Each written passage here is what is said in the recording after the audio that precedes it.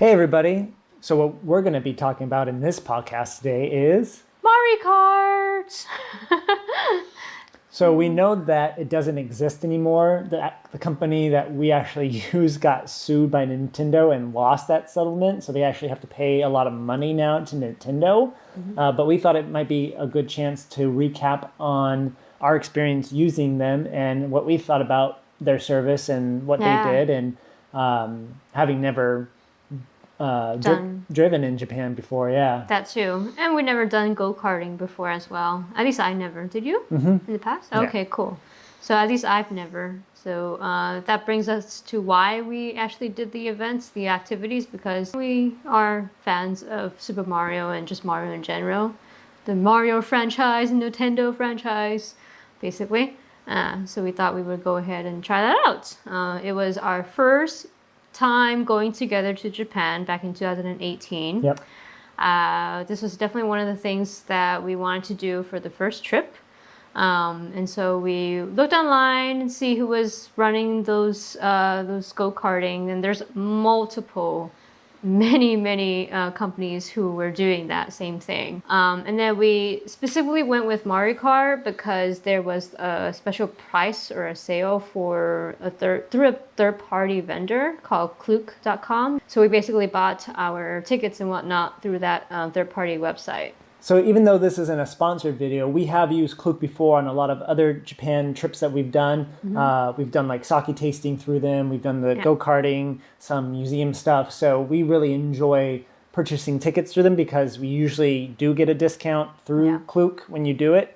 And it just kind of makes it nice because you can see users' reviews on it, what they thought about it, if it's something, worthwhile or not. It'll kind of be like using TripAdvisor.com or Yelp, like basically like that. Customer reviews.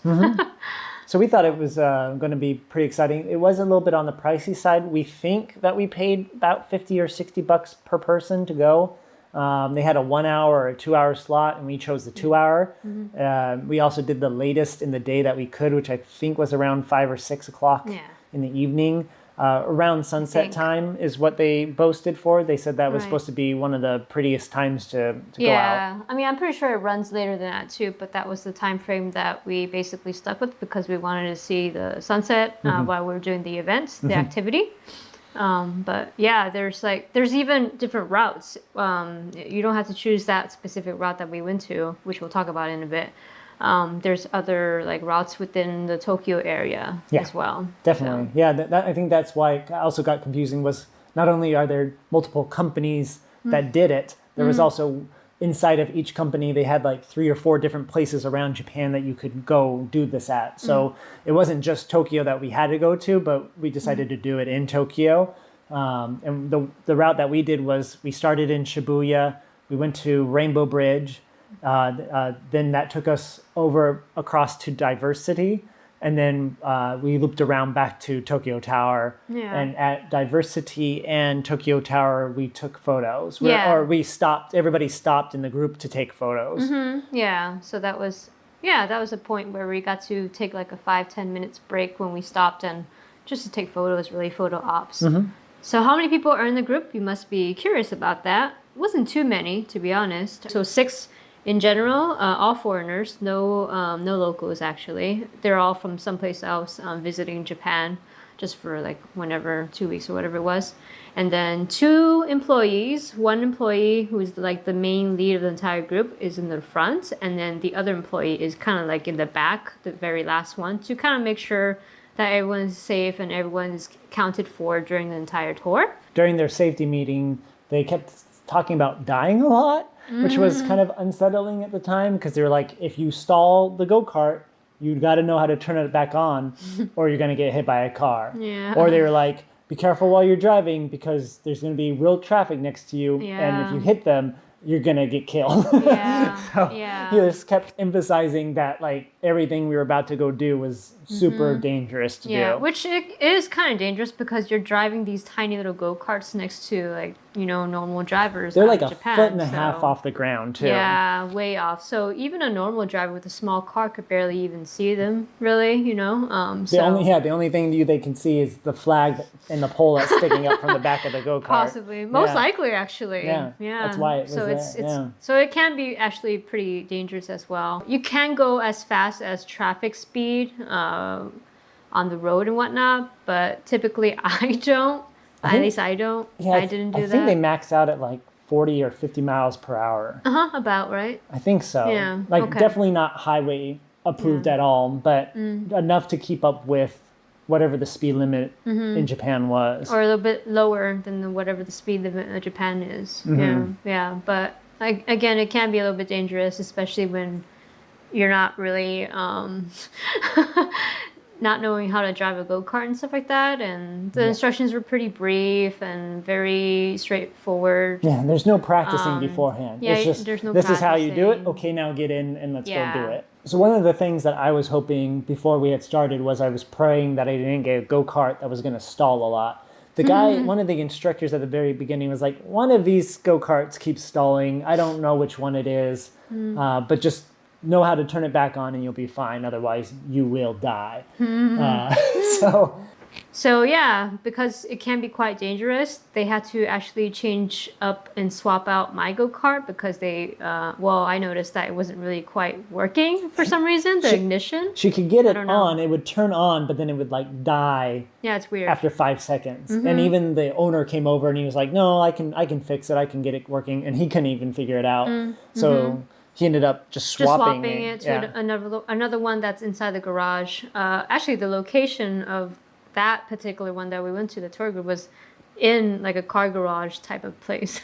But not like an auto garage. No. It was like somebody's personal garage, like a house a residence. Yeah. So we thought we were in the wrong place. But anyways, yeah, they had to swap mines out because of that reason.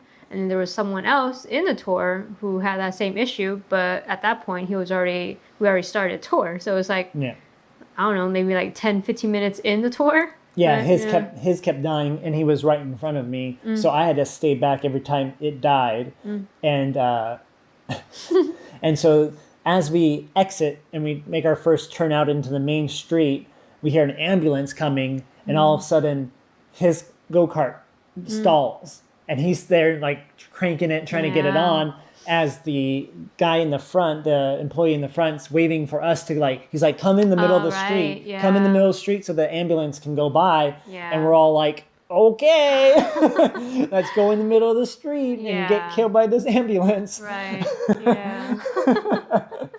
Luckily, nobody got hurt. The ambulance went by, and then the remainder half of the tour ended up catching up with us, which you were at the second half of the tour, right? Yeah, I was actually at the second half of it because I was driving pretty slow and whatnot. So then they decided to put me up in the very first after the first lead guy. That way I won't slow down the rest of the folks behind me. We were paced out at her slow pace. I remember how it was after the fact, after we did the tour, you're like trying to speed up and you're trying to go faster than me. I hesitate. I was like, no, so we're, I'm not gonna let you. So we're on the Rainbow Bridge, and the Rainbow Bridge, if you've never driven on it, has like speed bumps almost on it. Yeah. And the go-karts have no suspension at all. And so you're there and you feel every bump. You're like, and there's like a truck, like as close as she is to me, it felt like. So I'm trying not to get killed by cars. I'm not even paying attention to the scenery around me or the sunset or anything. Not really. I'm gripping the handlebar. Making sure don't die. I'm gripping the steering wheel as tight as I possibly can because I don't want to get killed. Yeah. And she's over here going like grandma speed. And I'm like, can we speed up? Because I'm looking behind me and there's like cars and stuff like coming up really close on me. I'm like, let's go a little bit faster. And you're like, no, you're going to go the speed I want to go. And then I just stuck behind you for the rest of the night. Yeah. I didn't want to go any faster because it felt pretty fast already in the small little thing. Especially if there was like no protection around you or anything. I don't know, you just feel more fragile with that. The go-karts were like electric golf cart style where you just hit the gas and go. There was no, changing gears or anything like that. So were you flooring it? Because I wasn't flooring it and I was passing you. Not really. I wasn't flooring it. I was going quite slow, I guess. I was like, she has to be flooring it. No, because just like everyone else probably in the tour, like, oh, I'm just too focused on the driving, making sure I don't die, Like, I barely saw the sunset. I barely saw much of any buildings. I was just too focused on the driving, really. Yeah. I remember seeing the Rainbow Bridge, how it lights up and changes color and stuff like that. That I noticed because it was right in front of my face.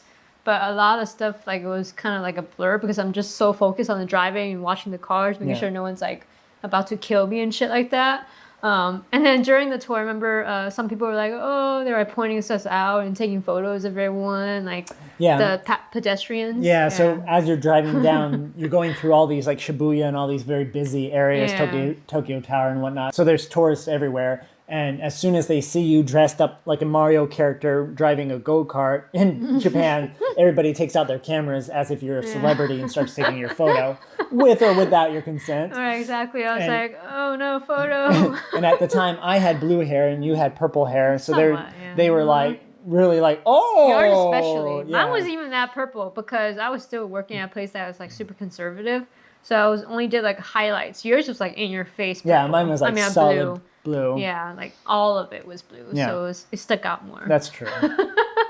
But yeah, it was quite funny. I try not to die by paying attention to the traffic and the cars and the drivers and didn't really see much of the scenery really. Luckily, we were following the lead driver, so we didn't have to pay attention really to like left-hand, right-hand turns in Japan, like the proper way to do it, as well as driving on the wrong side of the road, wrong compared to American side. Yeah. So all of that was pretty daunting. I thought we were just kind of not be left on our own, but I thought we were going to kind of like just be in a group driving. Oh, really? I didn't think they were going to be leading us like that. So I thought, oh man, I really have to figure out like left turn, right turn, and like make sure I really turn onto the left side of the street instead of the right side.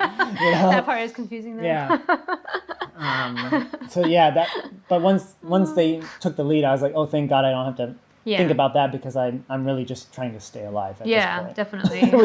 It was a drive for survival. I remember when we came home, a couple of your friends asked how it was and stuff like that, and we did mention that, oh yeah, it can be dangerous because you're driving with normal cars and normal drivers who can be like reckless as hell or drunk drivers, who knows, kind of thing. So, true. Yeah, you just never know. Luckily, the drivers in Japan are way better than America. Yeah, there's no road rage going on. There's no real honking or anything. They take it very seriously, and they're very polite over there. So luckily, a lot of the cars, like if they saw us in the way, they didn't run us over. They would like wait for us to get out of their way and stuff. Yeah, I noticed that too a couple of times when they saw like a group of the go-karts. They kind of like went to the other lane or just kind of like patiently waited at the very back of it. Definitely. So, Was it worth the price? It was worth the price. It was the first go-karting experience for me, at least. And when you can pay attention to the scenery. Mostly during the stops. That's when you get to soak in more of the scenery and all the places that you stop at and the buildings and stuff like that. So I think it was still worth it. Yeah, right? the 2 or 3 times that we stopped to take photos was a good break, because we were doing it for 2 hours and in go-karts that had no suspension. After about 20, 30 minutes, your butt starts to hurt you just feel exhausted because all the adrenaline's pumping through you. Yeah. So it was nice to stop and like get out of the go-karts, walk around, go to the bathroom if you need to, take some photos. Yeah. And then it was time to get back in and go again. So, yeah, definitely. Those breaks helped a lot. Yeah.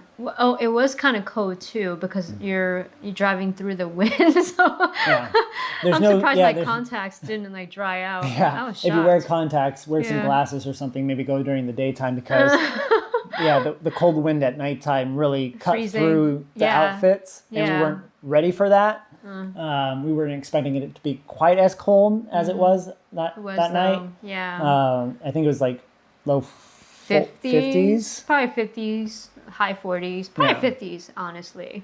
Because it was still during March or April, springtime at the time.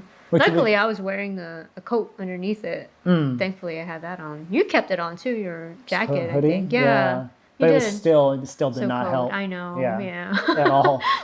When you're going over a bridge that's connected to the ocean, the wind at nighttime is just killer. Yeah. So I don't know. I don't think it was worth the cost, to be honest. I think it's fine. I think it was okay, would I have done it again? Probably not. I don't I think think so one either. time is enough. Yeah, for that. Yeah, I wouldn't do it again, even if it was still available. I think it's more than enough. Would really, you one have done time. it a second time in a different part of Japan? Like Osaka or something like that instead? I don't think so. Really? Yeah, I don't because like again, like I mentioned, that I couldn't really pay much attention to the scenery because you're just focused on the cars and not dying. Unless it was like a more remote area or like a smaller city, maybe I would consider it again. Okay. Yeah, but not like a big giant city like Tokyo is. There were cars is everywhere and people everywhere. It's just harder to drive through it, really. Yeah. Yeah. So if it was like a smaller city, a smaller town, then yeah, I might. It do might it have been again. more enjoyable. Yeah. Yeah, maybe. Oh, they should do it on the countryside actually. Yeah, think they that would be did. awesome. So if you want to know more about our go-kart experience in Japan, we actually did a blog post on our website that we'll link down in the description of this video. So that's pretty much it for this podcast. If you've done this go-kart in Japan thing before, because it is very popular, please let us know it down in the comments. We'd love to hear your experience on it and what you thought about it. Did you guys do the 1 hour or the 2 hour? Did you do it in Tokyo or another spot in Japan? Let us know. Yeah, so make sure to subscribe and hit that bell notification. That's when you know we will have new videos every single week. And we will see you on the next one. All right. Bye, guys. Bye.